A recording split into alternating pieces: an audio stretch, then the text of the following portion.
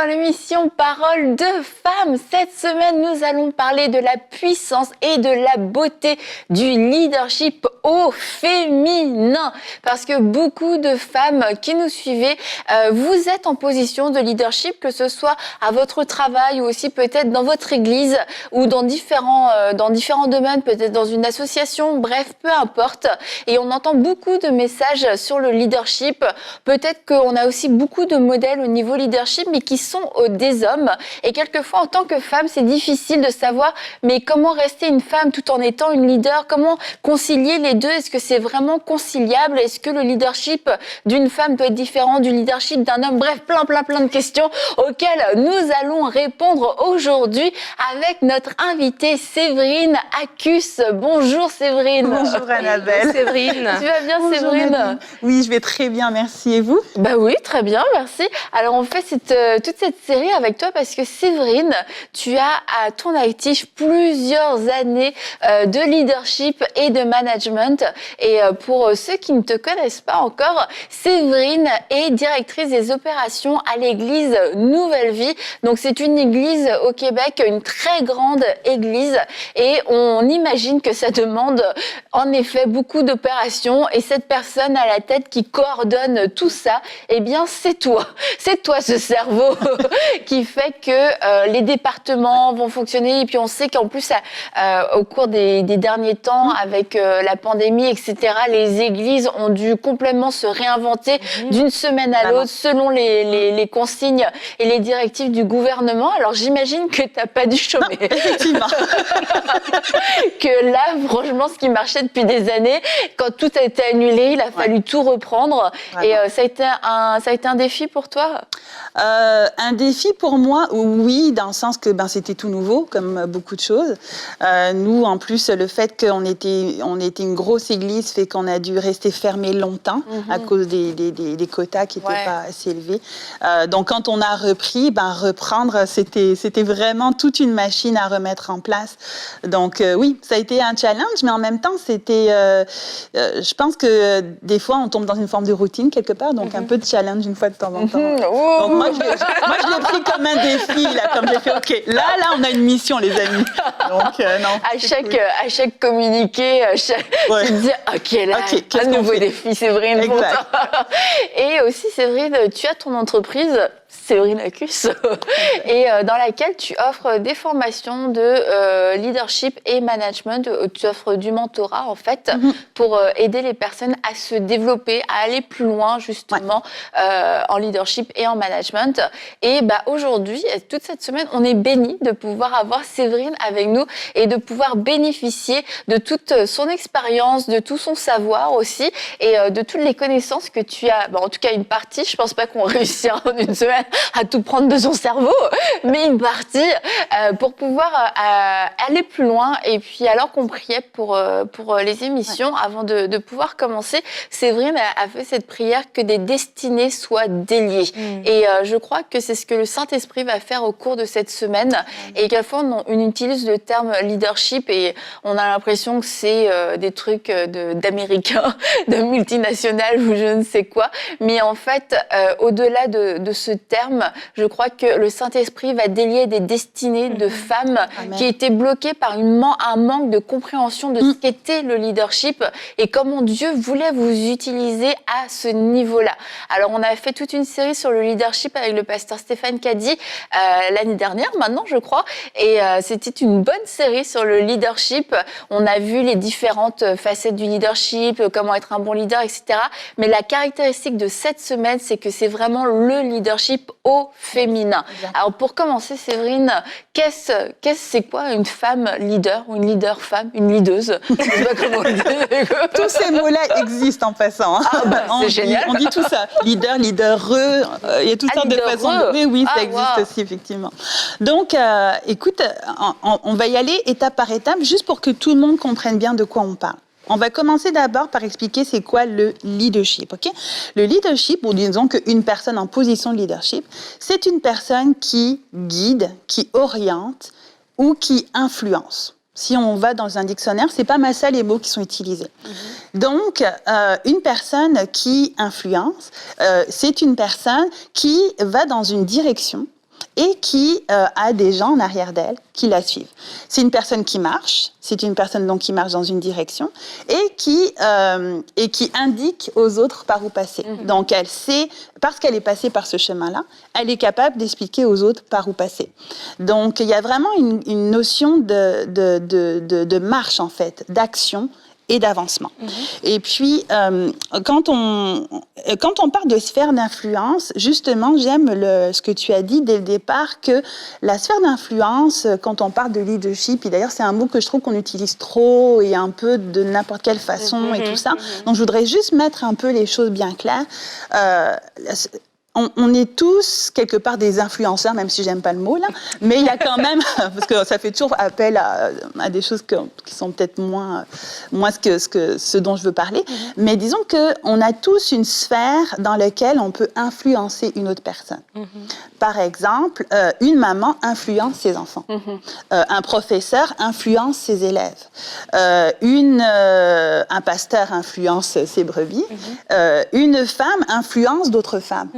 On connaît toutes des femmes comme, par exemple, je sais pas moi, Michelle Obama, par exemple, ou Angela Merkel, qui ont été nommées d'ailleurs les femmes les plus influentes de notre génération. Edith Bouya,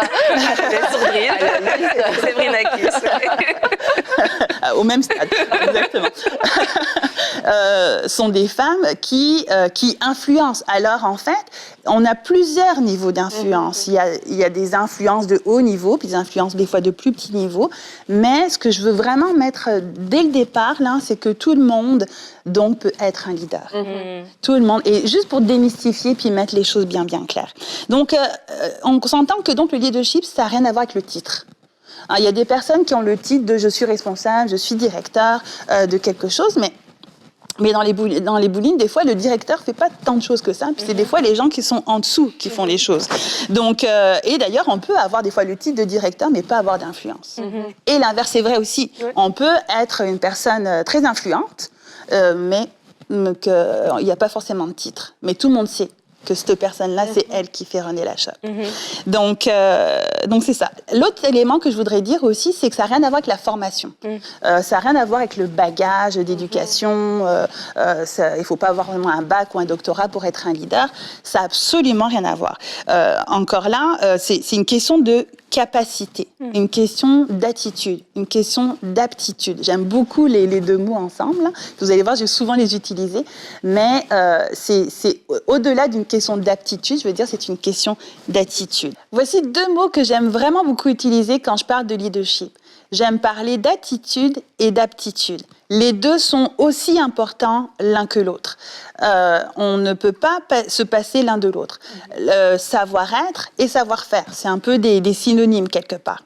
Si je pouvais comme décliner en 3 mots, ou en 3 stades, ou un triangle en fait, on va dire, il y a 3 éléments qui sont importants à avoir en compte, à prendre en compte quand on est un leader ou quand on aspire à devenir leader. Parce que ça veut dire que c'est 3 éléments qui sont importants à développer et à continuer à développer parce qu'on est toujours en développement. La première chose, c'est savoir. Comme je disais tantôt, un leader est quelqu'un qui avance, c'est quelqu'un qui marche. Donc c'est quelqu'un qui va dans une direction et qui sait où est-ce qu'elle s'en va. Et il arrive des fois qu'il y a des leaders qui avancent puis qui ne savent pas où est-ce qu'ils s'en vont, puis qui entraînent des personnes un peu n'importe où. D'accord. Donc le savoir, où est-ce que tu t'en vas, puis c'est quoi les compétences que tu as pour le faire. Deuxièmement, le savoir-être, être l'identité, qui je suis intérieurement, en tant que femme, en tant qu'homme, en tant que les différentes sphères de notre vie, là, mais vraiment relié à l'identité. Puis le 3 élément, c'est le savoir-faire. Je me suis trompée tantôt, mais le savoir-faire, c'est vraiment donc les compétences. Donc il faut savoir faire et savoir-être pour être un bon leader. Donc des fois, on a les 3 en petit, des fois on en a un plus que l'autre, mais si on veut vraiment être un bon leader et se développer en tant que leader, c'est important de développer ces 3 sphères-là. Un élément que j'aime beaucoup dire aussi, depuis tout à l'heure, je dis qu'un leader, c'est quelqu'un qui marche. Un leader, c'est quelqu'un qui influence. Donc c'est quelqu'un qui montre la voie et il y a des personnes qui le suivent. Il y a une phrase qui dit « un leader qui marche et qui a personne qui le suit et quelqu'un qui prend simplement une marche. » Merci, Séverine. Donc, le mot influence, on va y revenir à plusieurs reprises, là, mais ce qui est important, c'est que c'est pas à propos de nous, c'est à propos de ce qui se passe autour de nous quand nous, on agit, quand nous, on fait, quand nous, on sait et qu'on montre quelque chose à quelqu'un. Okay. Autrement, on est juste tout seul à prendre une marche. Je vais déjà rebondir à ce que tu as dit, Séverine, parce que tout à l'heure, Annabelle, tu as parlé de c'est quoi une femme leader. Est-ce que tu as dit quelque chose de très important? Je crois que les gens doivent revenir en arrière et s'arrêter sur le fait qu'un leader, oui, tu as des compétences, mais ce n'est pas que tes compétences et ce n'est pas qu'un diplôme. Et ça, c'est important aussi parce qu'on parle du leadership au féminin. Il y a beaucoup de femmes déjà qui se sont disqualifiés même du leadership. Pourquoi? Parce qu'ils se disent, ben non, mais moi, j'ai pas fait les grandes études, la haute école commerciale, etc. Je suis pas qualifiée à ce niveau-là. Mais c'est important ce que tu es en train de dire. Je crois que ça va aider des gens, ça va aider des destinées à être déliées lorsque justement les gens vont se rendre compte que c'est vrai, ce n'est pas que, ça passe pas juste par un diplôme. Il y a une sphère d'influence qui est là et comme tu l'as dit, cette sphère d'influence, elle peut se décliner de différentes manières et même dans la maison déjà, une maman, vraiment, c'est une leader excellente, de père, c'est une leader primordiale parce qu'une mère qui comprend qu'elle n'est pas juste là pour faire des repas, mais ce qu'elle est en train de faire est en train d'influencer toute une génération après elle. Je crois que quand on réalise cela en tant que femme, on se valorise davantage et on valorise le rôle qu'on a encore plus. Non, ouais, et que le savoir-être, comme tu disais, c'est vrai, c'est ce côté de l'identité. Et quelquefois, en tant que femme, leader, on a envie de gommer une partie et c'est peut-être le mot femme qu'on a envie de gommer parce qu'on se dit bah non, je veux juste être une leader et être une femme, c'est ça m'empêche d'être cette leader que je veux être ou que j'aspire à être et en fait on se rend compte avec ton triangle, bah, plus j'ai conscience de qui je suis et plus je suis à l'aise et forte dans mon identité de femme et plus je serai une meilleure leader aussi, c'est que ça va ensemble, il n'y a pas à gommer, il n'y a pas à choisir, mais maintenant ça va être ça aussi tout le défi de cette semaine, c'est-à-dire comment est-ce qu'on peut concilier, et puis on va en parler aussi dans la semaine, il y a des défis, faut pas se le cacher, il y a des défis, mais ça c'est déjà un premier bon point, femme, leader, ce sont deux mots qui vont ensemble, on n'est pas obligé d'en enlever un, on n'est pas obligé de faire un choix. Et donc justement, Annabelle, je profite de ce que tu viens de dire pour rebondir justement sur le fait de définir, parce que là on vient de faire donc qu'est-ce qu'un leader, c'est quoi les différents éléments d'un leader, et donc en gros, qu'est-ce que le leadership au féminin? En fait, la question est intéressante parce qu'en fait, est-ce qu'il s'agit d'un leader au féminin ou est-ce qu'on parle d'un leadership exercé par une femme? En fait, il y a autant de styles de leadership qu'il y a de femmes, parce que chacun avec sa personnalité, son histoire, son vécu, sa formation, son éducation. Donc, en fait, le leadership au féminin, c'est large et c'est vaste, mais les deux vont ensemble. Leadership et féminin, ça fonctionne ensemble.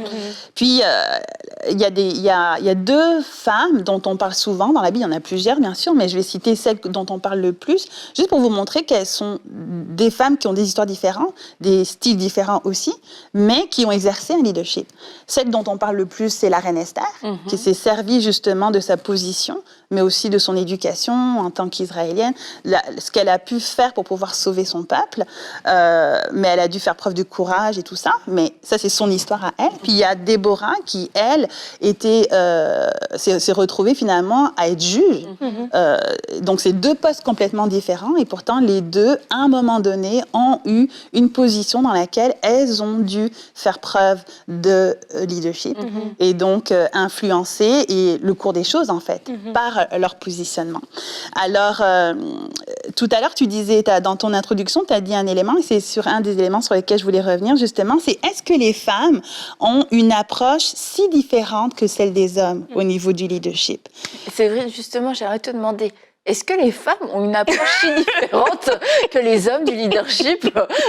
Je trouve que ça sonne bien comme question. Et la réponse... Je suis perdue. Non, vas-y. Je croyais que c'était une bonne question que j'aurais dû te poser, du coup je te la pose. Et en fait, oui, les femmes ont et doivent avoir une approche différente. Il n'y a pas de bras de fer entre le leadership féminin et le leadership masculin. Il n'y en a pas un qui est mieux que l'autre. De la même façon que Dieu a créé l'homme et la femme complémentaires, le leadership masculin et le leadership féminin se complètent. Dieu fait bien les choses. Et Dieu nous a créés femmes avec une sensibilité, avec des émotions, avec une acuité souvent, un discernement, que des fois les hommes n'ont pas. Les hommes sont souvent, je fais des généralités, hein, c'est pas tout, mais disons que les hommes sont plus axés sur l'action, les femmes vont être des fois plus axées sur l'humain. Il y a des différences, mais des différences qui les deux ensemble, vraiment, c'est ça qui amène la richesse en fait. Donc, il n'y a pas à se dire, j'aurais tellement aimé être un homme quelque part pour être un leader. On va parler des défis parce que c'est vrai que le leadership au féminin, c'est très récent. Il n'y a pas beaucoup de littérature encore sur le sujet. Il y a quelques femmes qui nous inspirent, mais il y a beaucoup plus d'hommes. La société évolue et on voit que l'Église, aussi dans l'Église, les choses évoluent. Mais c'est vrai que des femmes en position de leadership, on n'en voit pas encore beaucoup. Puis ça fait des débats dans tous les pays, en France, aussi au Québec, la disparité homme-femme et tout ça. Tout ça là est sous-jacent, c'est certain. Mais le leadership au féminin est puissant. Et le leadership au féminin est beau. C'est pour ça que j'aime beaucoup le titre que tu as choisi tantôt. Tu disais, le leadership au féminin, c'est quelque chose finalement d'assez récent. Quelque part, je pense que ça a toujours existé, mais de là reconnaître que la femme avait une position d'influence, même si c'était le cas, c'était pas reconnu par la société, c'était pas reconnu même dans une société, ça pouvait être une femme qui pouvait faire tout tourner, mais n'empêche que le titre et les regards restaient sur les hommes. Et c'est sûr qu'aujourd'hui, ça évolue. Maintenant, vu que c'est quelque chose qui émerge de plus en plus, il y a aussi moins de... pas de recul, mais il y a moins de ressources à ce sujet-là. Et beaucoup d'hommes dans différents domaines ont écrit par rapport au leadership. Et aussi, une des choses que moi, je remarque, c'est que beaucoup de femmes, certaines femmes leaders qui se sont exprimées qui ont été les premières à s'exprimer, avaient, je trouve, aussi des leaderships qui étaient très masculins et ont essayé de se calquer sur des leaderships masculins pour se trouver une place. Et du coup, c'est vrai qu'on arrive aujourd'hui un petit peu à un tournant où oui, le leadership féminin existe, mais le vrai leadership féminin où on assume pleinement qu'on est une femme et qu'on n'a pas besoin de ressembler à un père, qu'on n'a pas besoin de ressembler à un monsieur ou à je sais pas qui, mais qu'en tant que femme, on peut être pleinement en position de leadership et le développer de cette façon-là et dans cette direction-là, avec les ressources et les mots du coup qui vont avec. C'est là où je trouve qu'aujourd'hui, on a peut-être un petit vide parce que il y a quand même des femmes qui se sont exprimées, mais je trouve personnellement que beaucoup de ces femmes qui se sont exprimées l'ont fait quand même avec une perspective, je vais pas dire féministe, mais soit féministe, soit oublions qu'on est des femmes, on vaut autant que les hommes et du coup on va faire comme les hommes, mais en étant des femmes. Du coup, c'est là où je trouve on a enlevé le concept féminin dans le leadership. Et je te dirais que c'est encore le cas. Le premier réflexe pour une femme en leadership, c'est d'agir comme un homme parce que c'est le modèle qui existe. Il n'y a pas tant de modèles féminins. Deux fois féminin, tu sais. Il y a des femmes qui développent au fur et à mesure une approche plus féminine, mais généralement, les femmes commencent par un leadership masculin et aussi, c'est la façon dont elles arrivent à trouver leur place. Parce que c'est ça que les gens respectent. C'est les personnes qui parlent fort, les personnes qui prennent leur place, les personnes qui ont des opinions, des personnes que... Alors, c'est comme ça souvent que les hommes s'affirment. Alors, une femme qui est plus discrète peut-être, qui va parler moins fort ou qui va avoir plus une force tranquille. Je dirais que les femmes, souvent le leadership des femmes, c'est plus une force tranquille. Mais ça, c'est pas souvent reconnu. Une femme émotive, on va dire, c'est un moment de faiblesse. C'est comme, mais non, ça a rien à voir. Ça fait partie de la beauté justement du leadership féminin, mais c'est pas valorisé. C'est pas valorisé. Au contraire, c'est même dévalorisé.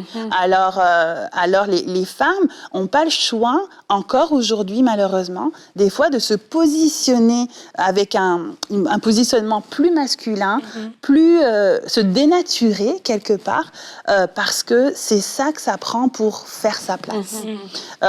Mais je crois vraiment, et j'espère qu'au fur et à mesure des émissions, et aussi au travers de l'année 2022, je vous dirais qu'il y a un nouveau mouvement de femmes qui justement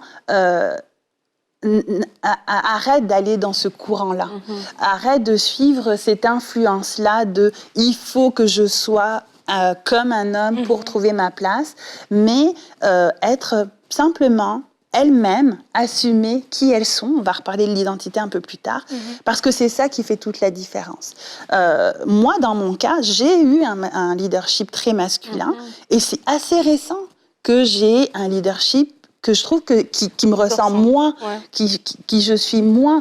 Mais c'était inconscient, c'était complètement inconscient. J'avais pas de modèle. Et puis en fait, c'est genre, t'as ta personne à toi, et puis ton leadership était différent de ta personne. Oui, c'était, définitivement. En mode leadership, c'est comme tu t'es plus toi-même, c'est parce qu'on sait pas en fait comment. Non, on sait pas. Et c'est quoi qui a été le déclic? Je te dirais que il y a eu plusieurs déclics. Il y a eu un moment en particulier où j'ai fait un épuisement professionnel. Et ça a été le premier déclic, parce qu'en fait, moi, je ne comptais pas mes heures, je ne comptais pas mon temps, je me valorisais beaucoup au travers de ce que je faisais. Encore là, l'identité, je ne me qualifiais pas par qui j'étais, mais parce que je faisais, c'était ça qui me donnait de la valeur. Mais justement, plus j'en faisais, plus j'avais de la valeur, soi-disant. Mais en fait, j'ai fini par me perdre dans tout ça. Et je me suis et quand j'ai consulté quelqu'un au niveau relation d'aide pour faire le point sur ce qui venait de se passer, une phrase qu'il m'a dite et qui me résonne encore aujourd'hui, c'est « Dieu ne t'a jamais demandé ça ». Parce que moi, je me nourrissais de certains versets qui disaient le Seigneur nous renouvelle pendant qu'on marche, et ils prennent leur envol comme les aigles. Moi, c'était ça, là. Moi, j'étais célibataire à l'époque, donc c'est comme celui qui est célibataire, il est là pour servir Dieu. Alors, je me donnais, mais je me suis perdue. Qui j'étais? Je savais même pas qui j'étais. Qu'est-ce que je voulais? Et comme tu dis, j'avais pas fait le lien, mais c'est vrai que j'étais deux personnes différentes. J'étais une personne qui était en leadership, qui avait un positionnement, et dans la vie de tous les jours, qui était complètement différente. Ok. Ouais. Et moi, ce que j'aime, c'est que dans les dernières études au niveau de leadership, tu sais, justement, on parle de leadership féminin, de cette sensibilité qu'on apporte aussi, ce côté humain que la femme va apporter dans son leadership, que même dans les études par rapport au leadership, on reconnaît aussi aujourd'hui que c'est plus vraiment le leadership avec la méthode dure, que le leader doit être apprécié des personnes avec qui il travaille, et qu'il est beaucoup plus influent lorsque justement il est, on peut j'ai juste le mot en anglais, mais on peut connecter avec lui, on peut s'identifier. Ouais. On peut s'identifier à notre leader, on va mieux le suivre que s'il arrive juste avec des ordres. Et donc même au niveau des hommes, au niveau même du leadership, comment il est conçu, aujourd'hui on se rend compte que des choses qui sont naturelles chez les femmes, ils viennent de se rendre compte que tiens, c'est pas juste des trucs de femmes, mais vraiment, ça marche. Ça marche lorsqu'on influence les gens, on conduit les gens avec un côté humain, on conduit les gens avec respect, avec ce côté relationnel. Ouais. Le leadership relationnel, c'est vraiment tout aussi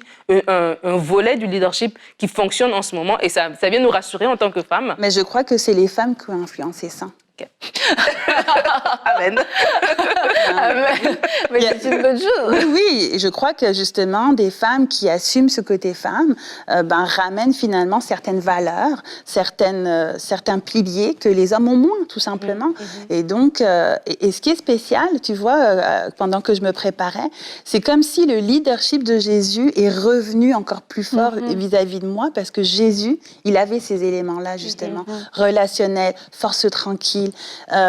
Et pourtant, c'est pas le gars qui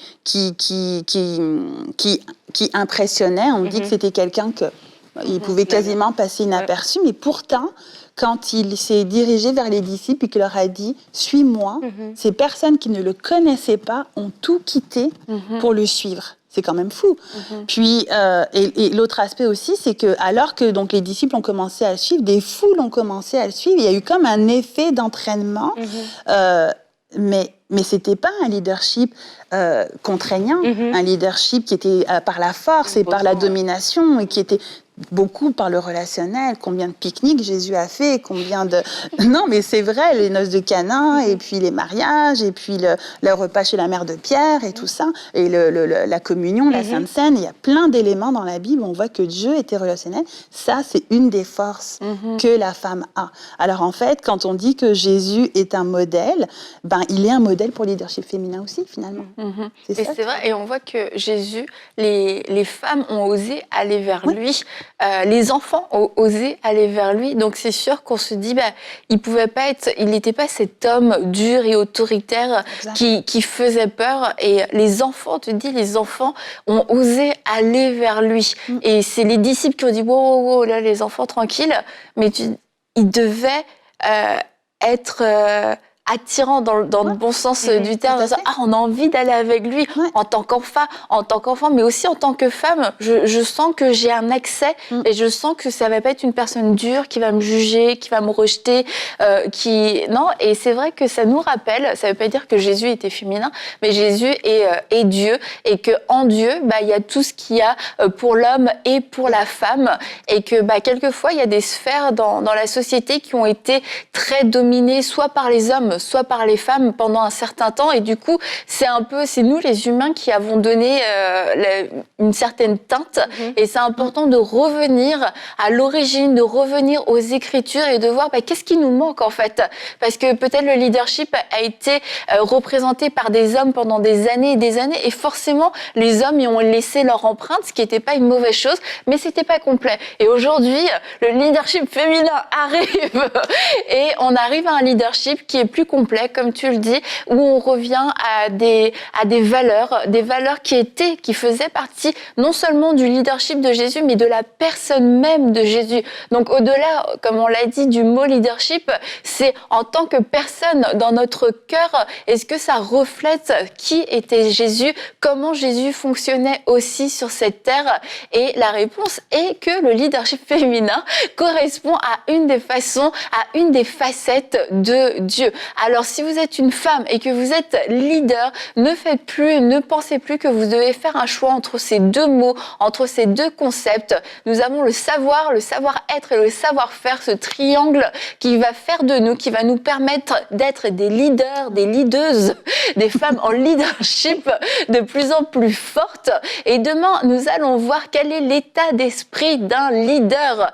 Alors, on se retrouve demain pour une prochaine émission de Paroles de Femmes.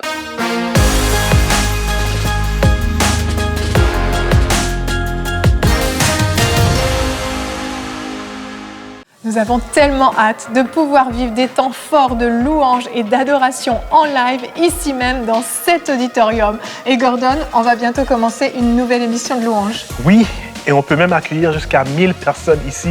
Alors, on a hâte de vivre des moments de louange forts et puissants, se perdre de l'adoration. Amen. On a hâte. Amen. Alors merci à chacun d'entre vous, les 5000 semeurs qui nous rejoignez. Montre-moi ta gloire. Semons dès maintenant pour vivre une grande moisson à travers les projets du Centre EMCI. Pour faire votre don, rendez-vous sur emcitv.com/5000. Vous pouvez donner en une seule fois ou en plusieurs mensualités.